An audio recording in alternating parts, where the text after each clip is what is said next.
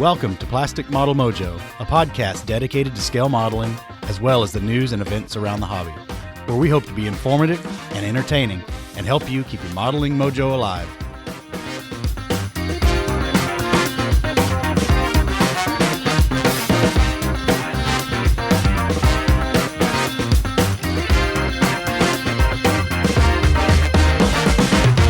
Welcome back, listeners. This is your host, Mike Baskett, coming to you from the state of Kentucky here in the U.S.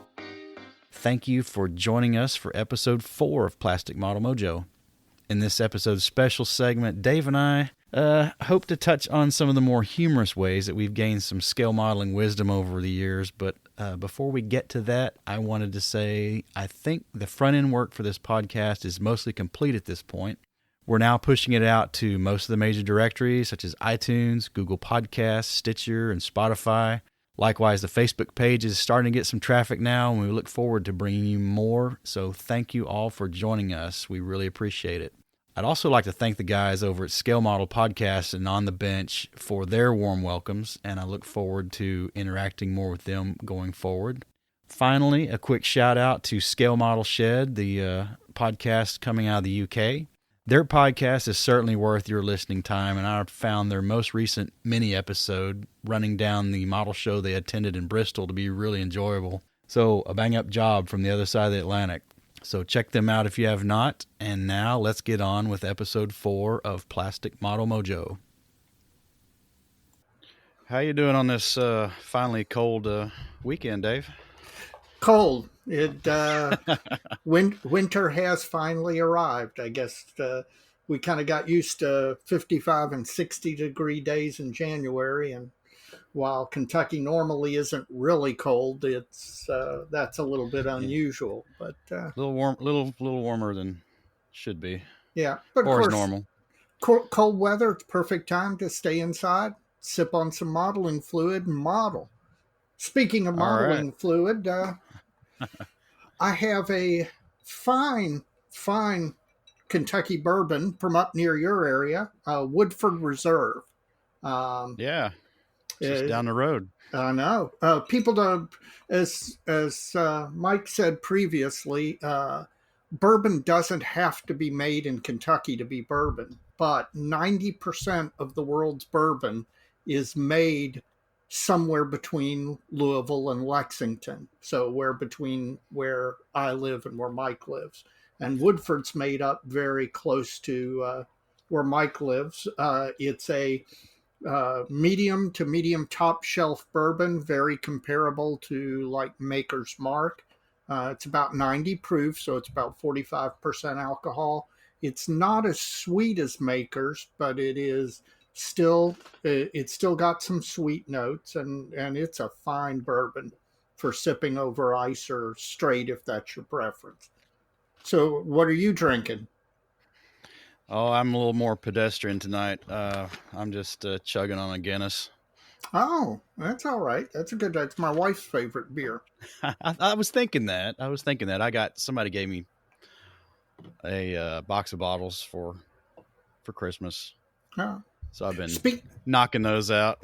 Speaking of beer, I have to give you a thanks. In a previous episode, you mentioned Gumball Head, the beer brewed up in Indiana, and on your recommendation, I went by Liquor Barn or Total Wine, I forget which place, and picked some up. And I gotta say, that's one fine beer. That's a nice modeling fluid.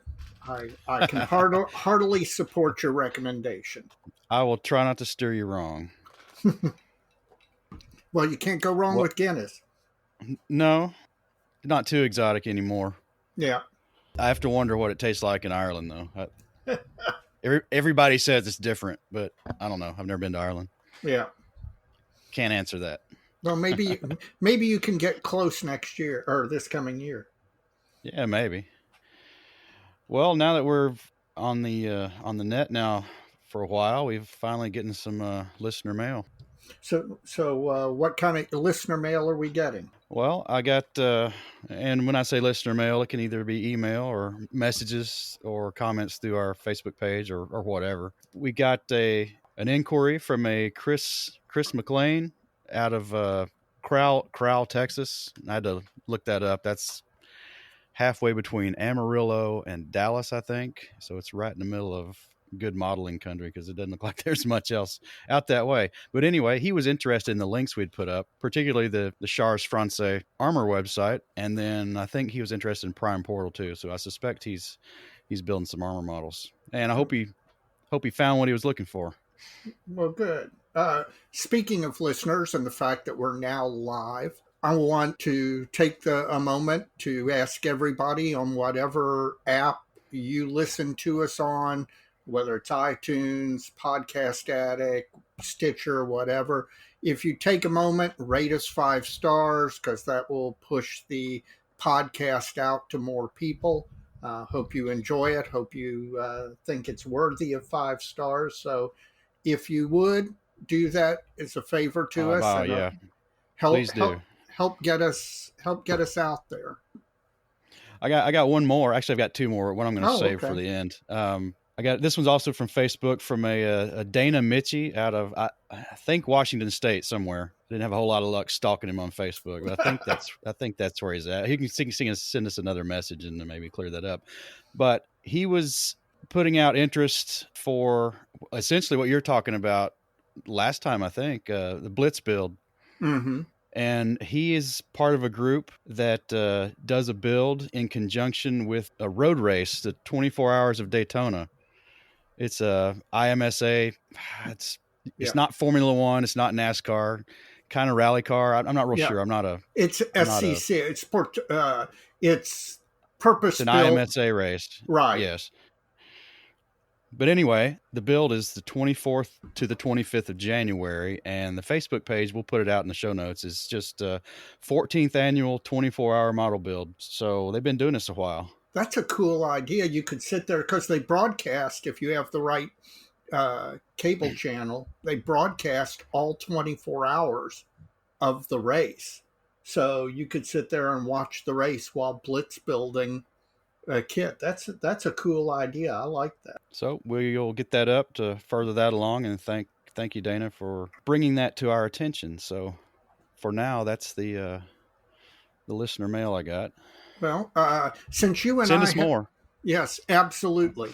Since you and I have both finished a model recently, that means our benches are occupied with not necessarily new things, but other things than what we've been building. So what's on your bench? Well, since I finished up the PT 76, I've pulled the Zis 2 anti-tank gun back out of dust storage. Got to keep it clean. The shelf of doom. The shelf of doom. Well, no, it was in one of my display cases because I don't like coming back to one that's got dust all over it and not realizing it till I've laid some paint on it or something.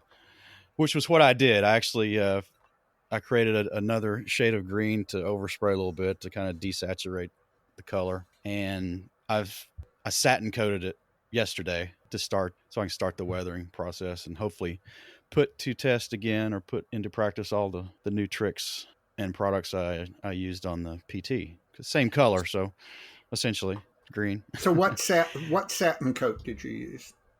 I used Tamiya's acrylic satin coat.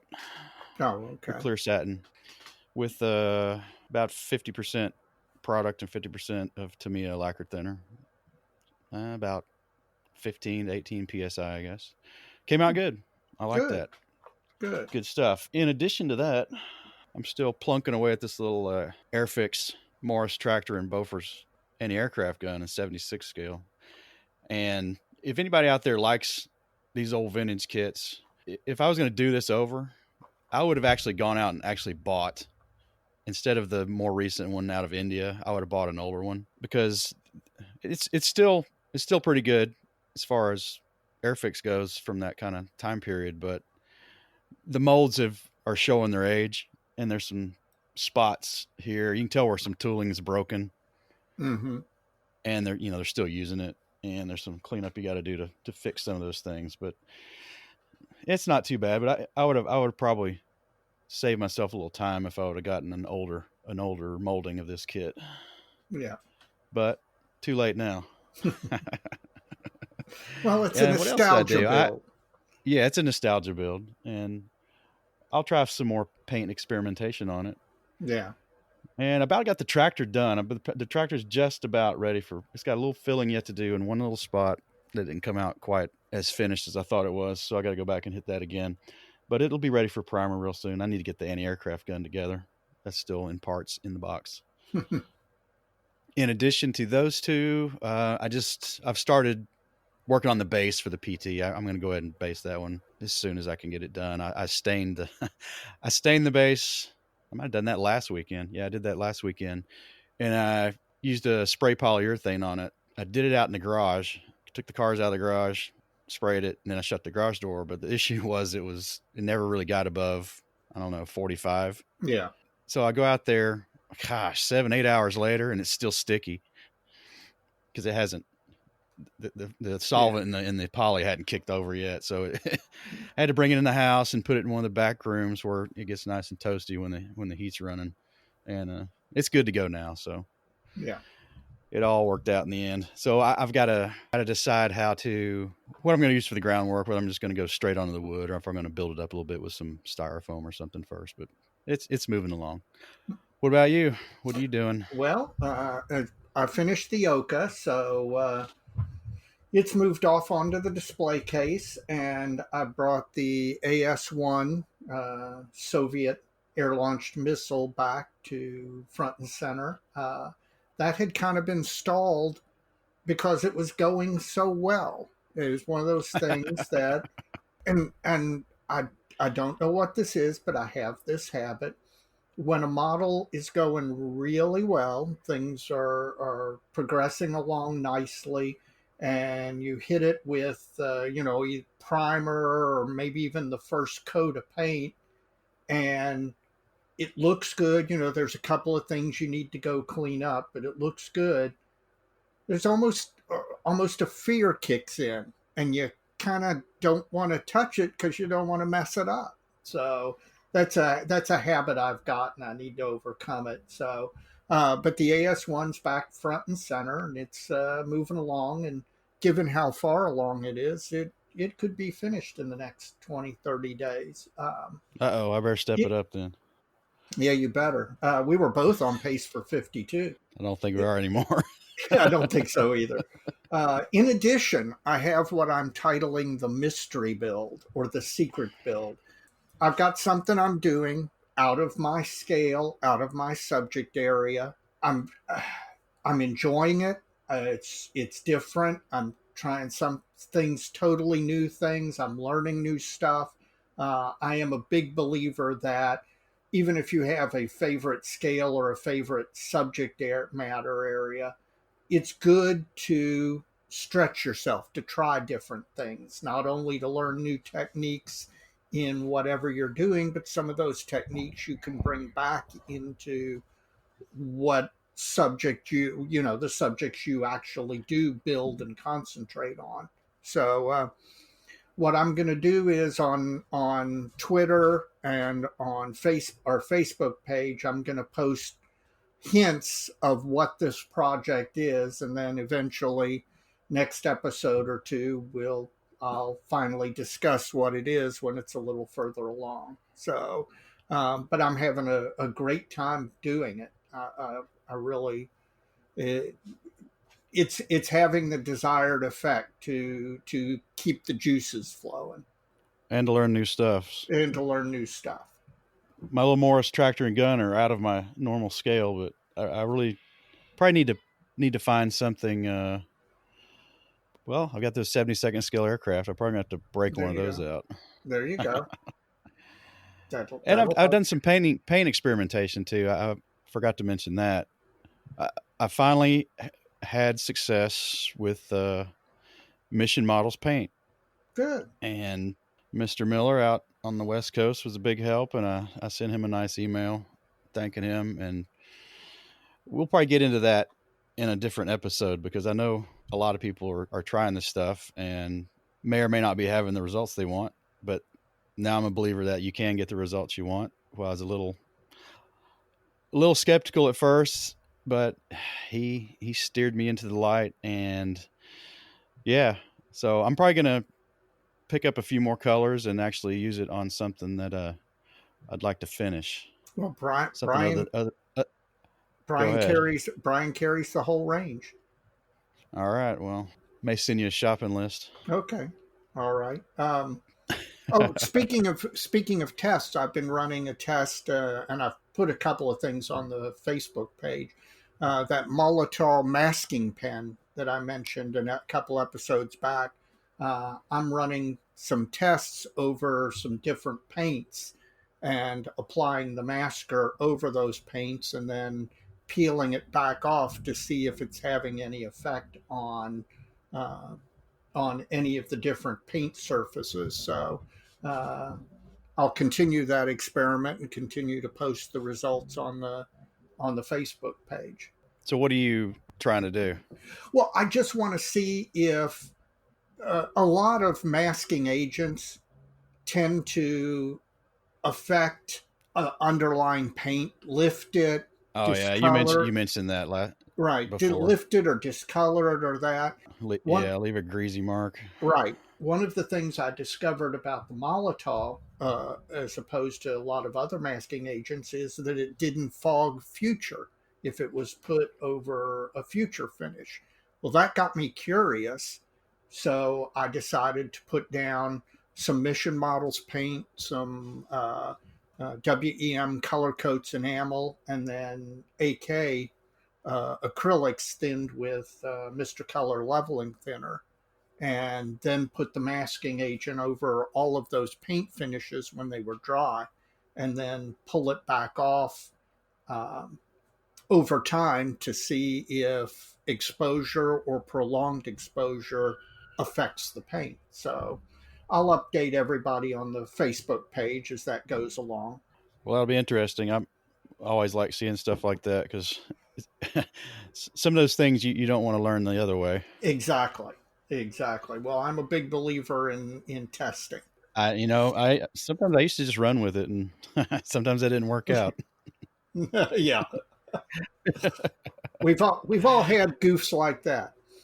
Yes, which is our special segment we'll get to later. But we're deviating a little bit tonight from the the other format, just because our hosting right now allows for 3 hours a month essentially, and the first two episodes or three episodes, well, two in the last month, were a little over an hour. We're trying to keep it to an hour, so we're gonna drop the "What Broke Your Wallet" segment this session, and it's not really been long enough yet, I don't think, anyway. So we'll get back to that, but we will hit on our favorite and our biggest yawner announcement of since our last episode. There's certainly been some things come out, I know, for me. But you got a favorite since we spoke last on this topic? As a matter of fact, I do.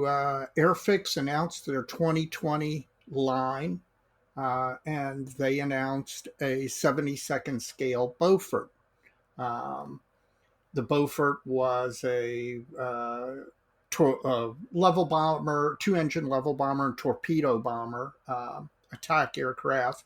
Uh, Used a lot in the Middle East theater. Used a lot by the Australians, so they should be very happy with that announcement. We needed a replacement. The Beaufort kits that existed were all older kits or short run kits or resin kits. And given what Airfix is currently cranking out, this should be, I have no doubt, this is going to be a wonderful addition to the 72nd scale World War II aircraft of the Brits and the Commonwealth. So that's my fave for the month. How about you? My favorite comes from ICM's 2020 catalog. They're doing a French tank, which that website's going to come in handy for this one. I actually have a book about this one too. It's the FCM 36. Oh yeah, Which is it's a little unique compared to the French tanks prior to that, in that it's a welded vehicle as opposed to a cast turret and cast hull sections. It's all welded up. Mm-hmm. And they didn't make many of these. They only built the first production order. And these vehicles were actually used in one of the more significant armor engagements of the 1940 battle. The units that were equipped with this vehicle were the ones who met Guderian when his Guderian's army group crossed the Meuse River.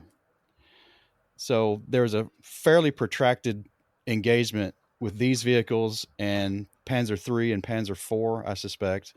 And the issue was that neither gun for either opposing force at safe ranges could penetrate the other one. So essentially they were slugging it out to where they got really, really close. Yeah. They're almost, within tens of yards of each other now. But anyway, it's a really, really unique looking vehicle because it's not cast. But there's, on that website and the book I've got, there's plenty of information on it to make a nice model. I got a lot of color profiles, and it's another French tank in plastic. So always good to see that. Somebody found something besides a panther or tiger. Amen.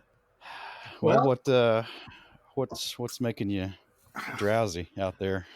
On the other end, I have praised previously Mini Art for doing all of these accessory sets for dioramas, the Paris Cafe, the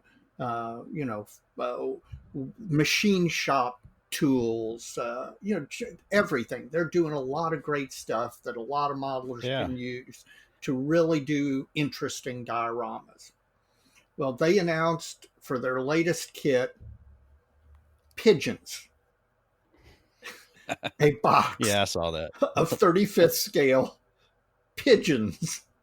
Now, as you said to me previously, I make fun of this, and some guy somewhere is going to make the greatest pigeon diorama on the planet. And that's probably true. But I gotta think for most modelers out there, the Mini Art pigeons is a yawner. Yeah, maybe. I can see that. It's that diorama somebody does, it's absolutely brilliant. It's gonna be like it's seen from Mary Poppins. Yeah, probably. Or The Birds, Alfred Hitchcock movie. So what announcement put you to sleep?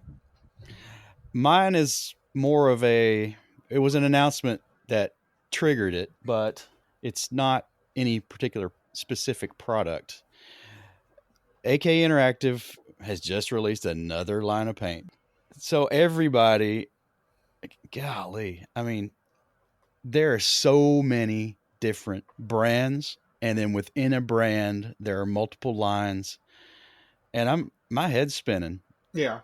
I mean, you can't invest in all of them. And, usually you get in a system you like and you kind of stay within the bounds of that. Right. But now there's so many out there, and you see a great model and they use this brand, and like, ooh, maybe if I use that, mine will look like that. Probably not, because there's a big skill factor involved no matter what you're using, but still it may be great stuff. And I'm not disparaging AK's new yet untried line of acrylic paints. Right.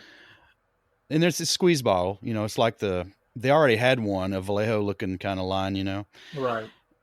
But this is going to replace that, I assume. Can't imagine they have two acrylic paint lines. But the hype's out there. I mean, they're really putting their name out there with this one, and we'll see. There is something going on inside the paint industry that must have lowered the entry cost to releasing a paint line, because it is just the last couple of years have exploded with the number of paint lines. And there's something has happened economically or technologically to bring this about. I just don't know what it is. I'd love if there's anybody out there listening who is deep in the weeds in the paint industry, and what the change is that has made it so much cheaper and lowered the barrier for entry into making your own paint line, hit us up. Let us know, because I'd love to hear about it. But something's going on. That's a good point.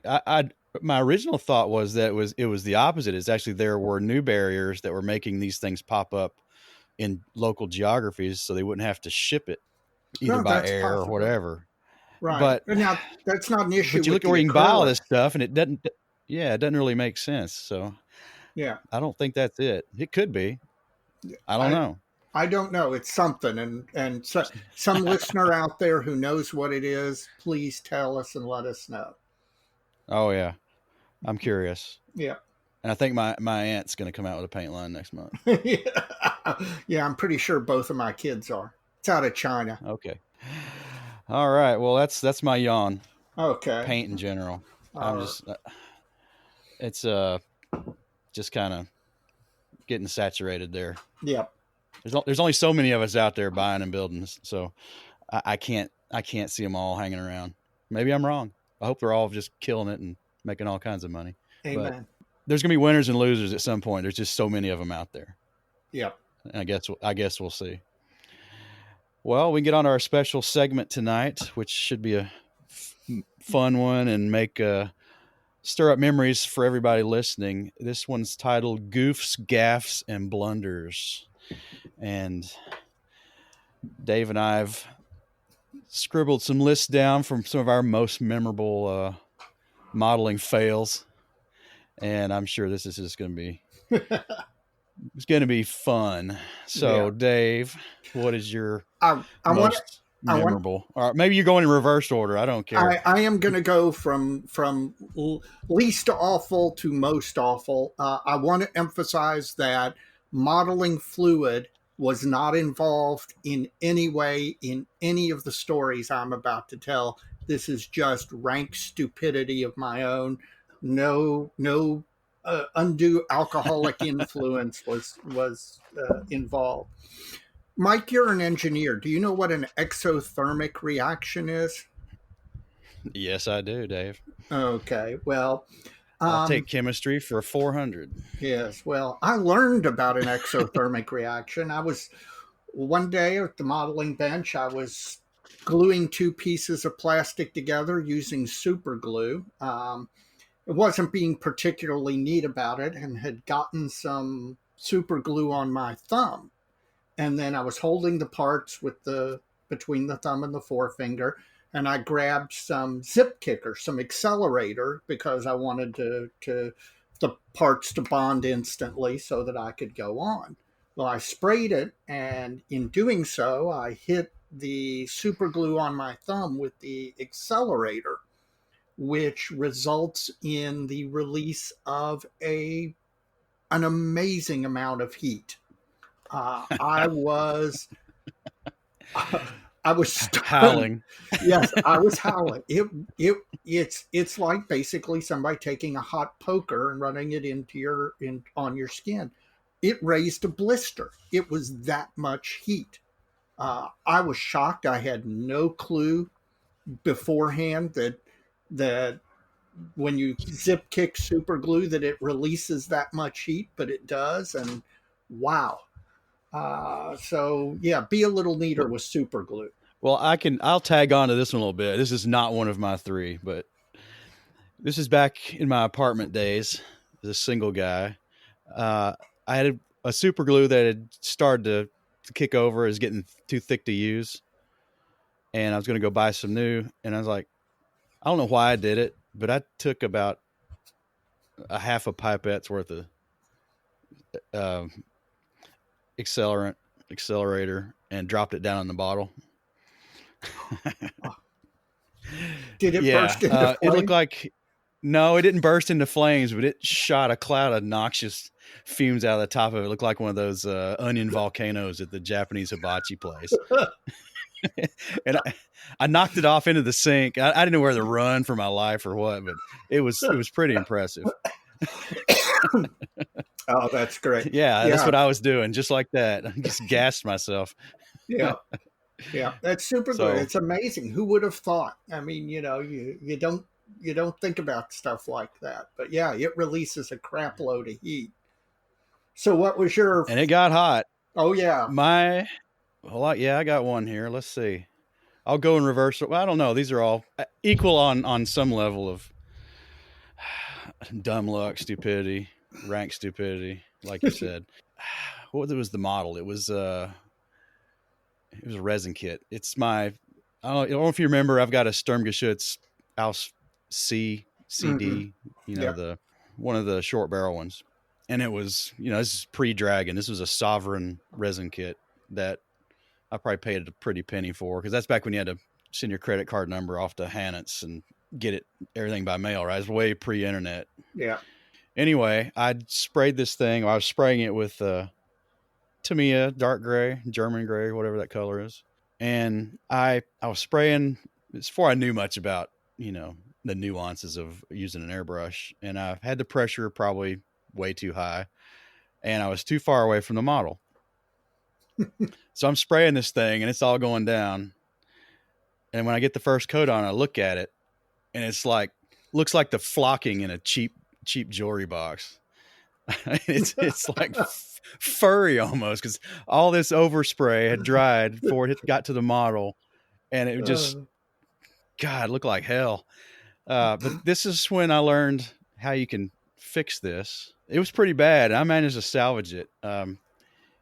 If you'll stop spraying paint and throw straight Tamiya lacquer thinner, or any lacquer thinner for that matter, into your airbrush and just start spraying it, Mm-hmm. you can get it to level out. Yeah. It'll take, now it's in the nooks and crannies, way up in the tight areas. You can still kind of see it, but all the other places out in the open and on the large flat areas, it went away. Yeah. Mr. Cullen And then, leveling thinner is great for that.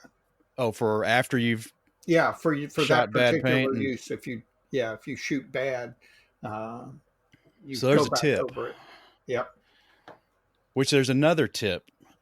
Had that not worked, and folks out there using Tamiya are probably, I know it'll work with AK's Real Color line because I've tried it, and it will work with Mission models. It'll remove also Stynylrez primer, Mission models primer, but 91% isopropyl alcohol, not the 70 something you normally buy, but next to it on the shelf, there's a 91%. Yeah. For acrylic paints, that stuff is kryptonite. Yeah. For acrylic paints. Yeah. It will flat take it all off. And the beauty of it is it won't affect a lot of your filling materials. Yeah.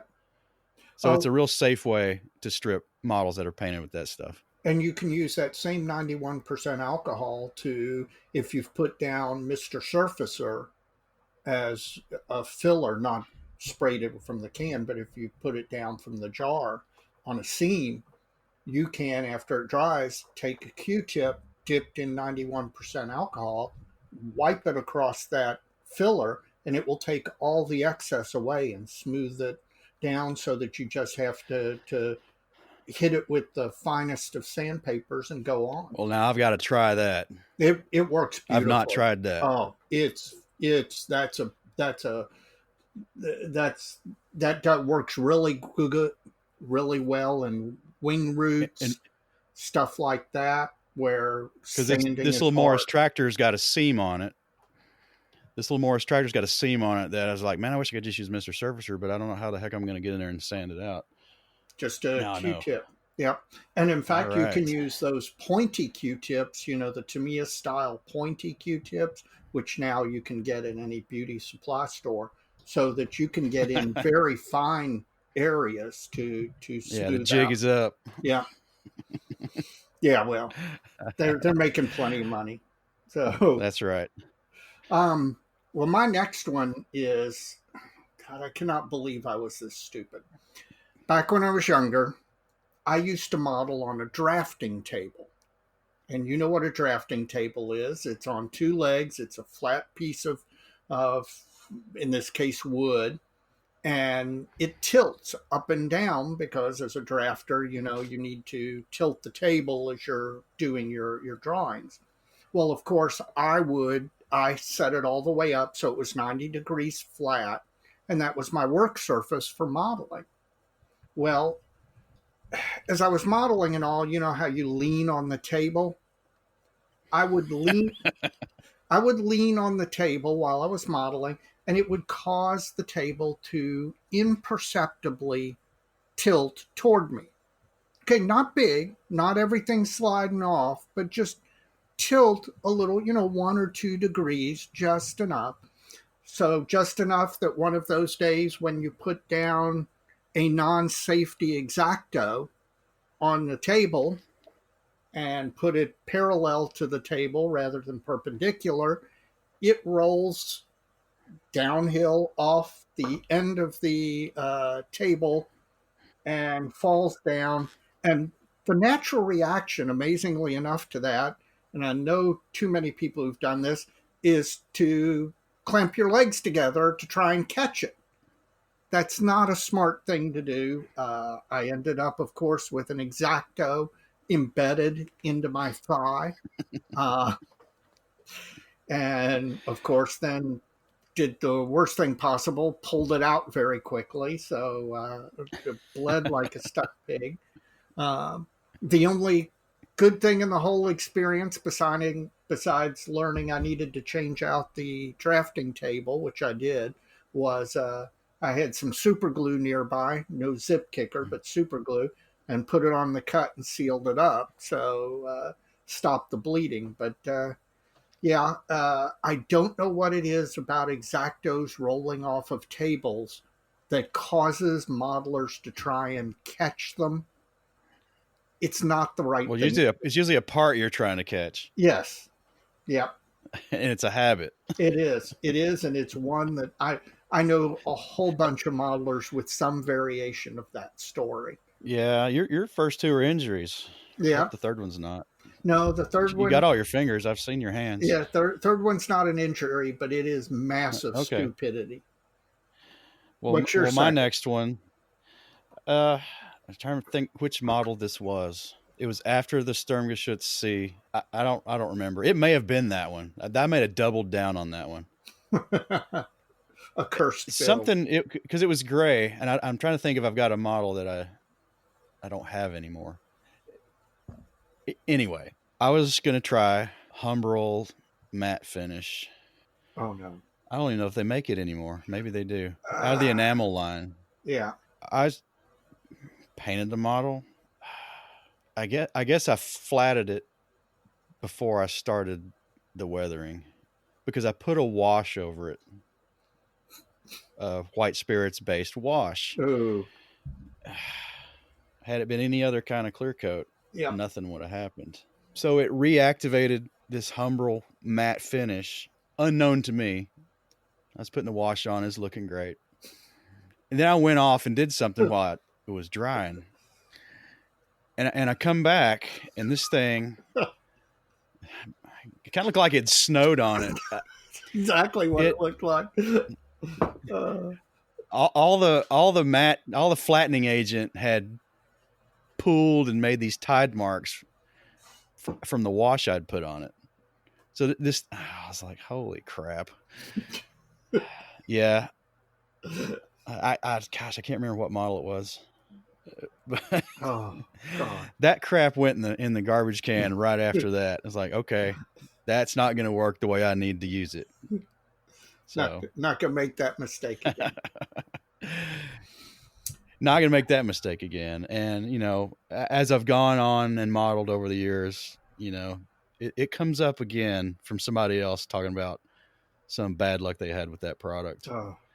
And I wonder if it's kind of the same kind of thing. I know another issue is spraying it in high humidity. Yes. It's a lot more sensitive than like Testor's Dull Coat. Yeah.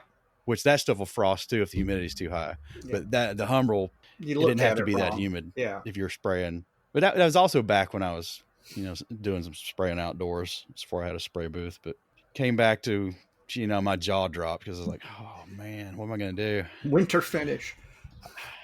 Winter finish. Yeah, that's not the angle I was taking, but no, I ended up repainting it. I just repainted it. Yeah. There wasn't any other way to recover from that one. Yeah. Not too bad. So yeah, you got to be careful with your lesson. There is test your compatibility like you're doing with your paint marker or your masking media marking pen.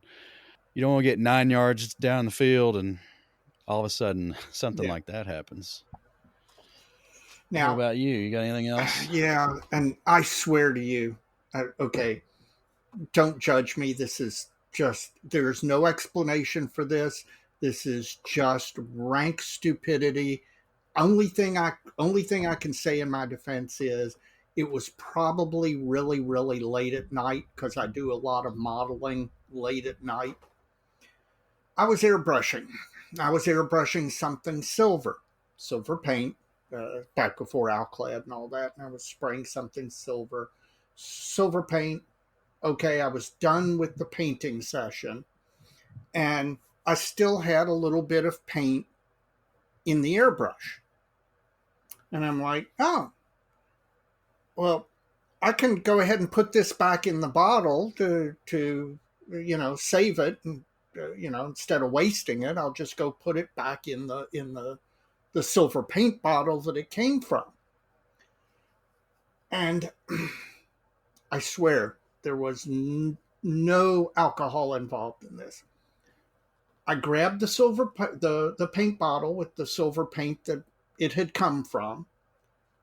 I stuck the nose of the airbrush into the bottle, thinking that a good way to return the excess paint would be to spray it back into the bottle. I pulled the trigger, and I ended up Poof. covered in silver paint. I mean, You're like the Tin Man from Wizard of Oz. Everywhere. And I don't know what I was thinking. I really don't, because I don't know why I thought that would work.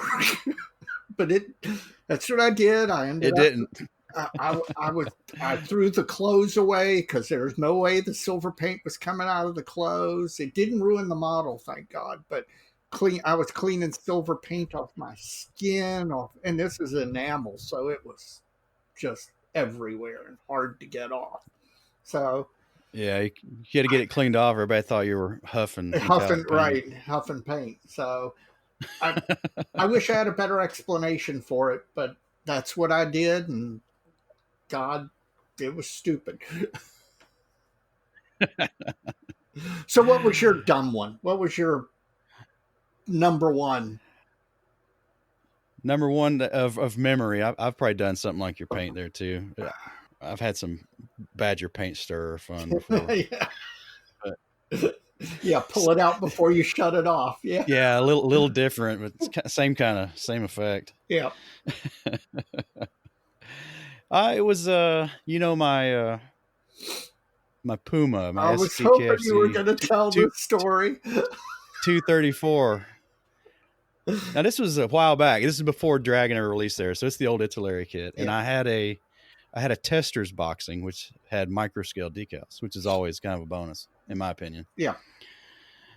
And I painted this thing, and I was ready to decal it. So I'm putting the turret numbers on, and I was doing. I want to say it's the 16th Panzer Division. It's the 1111, the one the Brits captured in Normandy. Yeah. And I had made all the vehicle modifications to match it, and because they had done some of their own stuff to their vehicles. Anyway, I'm putting the decal on for the turret number. It's red and white, red with white outline, typical kind of German vehicle number. And I'm putting the decal solution on there, and I'm watching it, and it's really going down great. It's really looking good. Man, I just need a little bit more. A little more setting solution, and this is going to be, it's going to look like it's painted on. So I dip my brush, and I put it on there, and I'm moving the brush around, and all of a sudden it just goes pink. The red and white just smear together. And at that point, right when my eyes got huge from seeing that happen, I caught a whiff of what I was actually putting on it. And it wasn't micro set. It was Tester's liquid cement. So I'd left the two jars open, and I dipped the wrong one and just cut right through the decal and went through the paint, and I had to strip it and start over. Golly, I was like, damn it. As listeners may be able to tell, I've heard that story before. the And I've idea. got laughed at it for it before. Oh too. yeah, the one of the ideas for this particular episode came from nationals, and it might have been Atlanta. I forget which one, but some nationals where we were all sitting in a hotel room and we started telling these stories, going around the room telling these, modeling failure stories. And Mike told that one and literally had everybody on the floor with that story. Um, so yeah, that I was hoping you were going to go with that one because that's one of my favorites. Well, after that, I had to get. Luckily, it wasn't pre-internet when that happened. Maybe it was. What I was getting at is that I had to go source another set of decals for that kit, and I wanted to find the microscale ones because they just, especially when you don't use liquid cement, they really go on. They really go on nice. I don't know. And they're easy to hide. With liquid cement, they snuggle down really nice. Yeah, they better be solid. They better be single color. Yeah, yeah.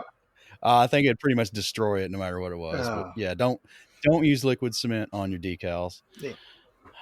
Though, I want to say I've heard of somebody actually doing that in a pinch in some really difficult situation. Yeah, very locally applied, not just not a wash with the stuff like you would with a normal decal setting solution. So yeah, you need to not do that.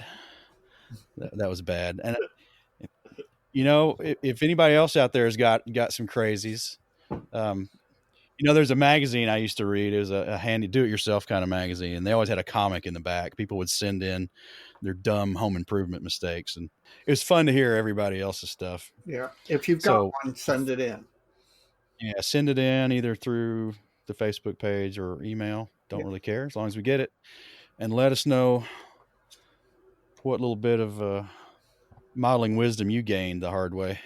And also let us know whether or not you want us to share it, because if it's a good one, we may well read it out. Yes, that'd be fun. Yeah. So, Mike, I guess we're to the point where time to give a little praise to somebody out there, some company, some individual. And frankly, for this month, my shout out, believe it or not, is to my co-host, Mike. I've wanted to do a podcast. I've thought that another modeling podcast, there was room in the space for it. I'd even talked about it with a couple of people. But Mike did all the grunt work of figuring all of this out, putting it all together, doing all the legwork, and the podcast wouldn't exist without him. It would still be an idea. I'm sure that I'd have been thinking, well, man, I ought to look into that. So my shout out of the month is to my co-host, Mike. Well, I appreciate that, but man, Dave, I told you I can't loan you the money. All right. Damn.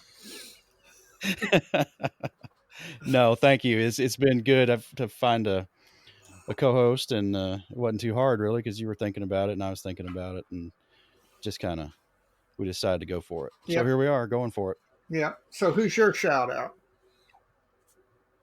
Well, I feel like it should be you, but that's not what it was going to be. I mean, I'll save you for later.